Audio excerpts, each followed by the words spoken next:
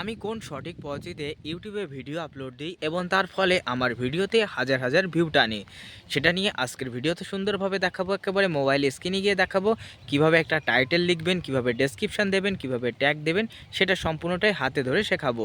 তাই চলো ভিডিওটা শুরু করা যাক। তার আগে একটাই রিকোয়েস্ট করবো, ভিডিওতে একটা লাইক দিয়ে চ্যানেলে নতুন হলে সাবস্ক্রাইব করে পাশে থেকো।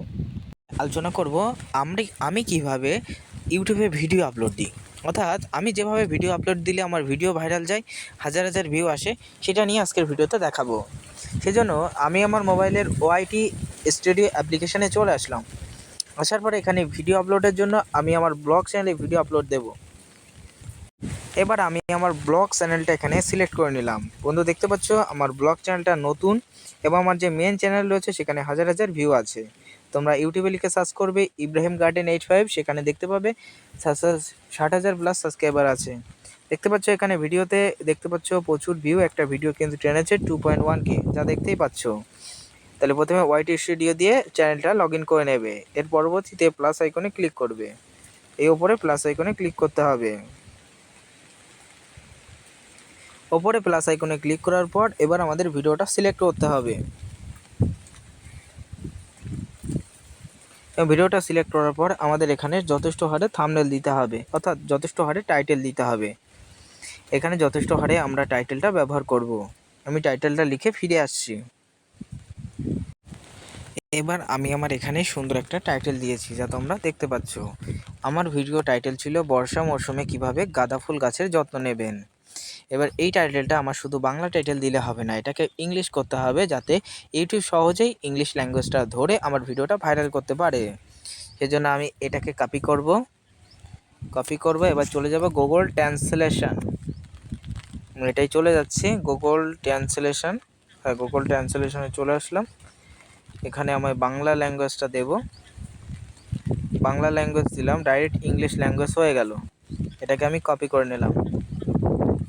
কপি করে আমি পেস্ট করে দেব। আমি এরপরে পেস্ট করে দিলাম। দেখতেই তোমরা পাচ্ছ এখানে একটা দাড়ি দিয়ে দিলাম, দেওয়ার পরে পেস্ট করে দিলাম, যা তোমরা দেখতে পাচ্ছ। 106টা হয়ে গেছে আমার লেখা, তাই আমি একটু লেখা কমিয়ে দেব। এই যে ফিডব্যাক, এই লেখাটা ভুল করে চলে এসছে, সরি। মনসুন এন হবে, হ্যাঁ এটা এন হবে, দেখতে পাচ্ছ। এবার এটাকে আমি কি করব, আমার ডেসক্রিপশানে বসিয়ে দেব। এটাকে ডেসক্রিপশানে আমি বসিয়ে দিচ্ছি। দেওয়ার পর এখানে হ্যাশট্যাগ ব্যবহার করব। কি ব্যবহার করব? এগ্রিকালচার, যেহেতু আমার এগ্রিকালচার বিষয়ে ভিডিও, তাই আমি এগ্রিকালচার ব্যবহার করব। এই যে এগ্রিকালচার ব্যবহার করেছি, একটা ফার্মিং ব্যবহার করব। এবার এখানে ব্যবহার করব গাঁদা ফুল চাষ, গাঁদা ফুল ফয়সুল লিখলাম। লেখার পরে নিচে আসব। নিচে এসে এখানে তুমি অনেক কিছু লিখতে পারো, যেটা আমি গাঁদা ফুল চাষ নিয়ে আলোচনা করছি, তাই প্রত্যেকে ভিডিওতে লাইক কমেন্ট করবে, এরকম কিছু লিখতে পারো। আমি আর লিখছি না, আমি সরাসরি এবার চলে আসছি।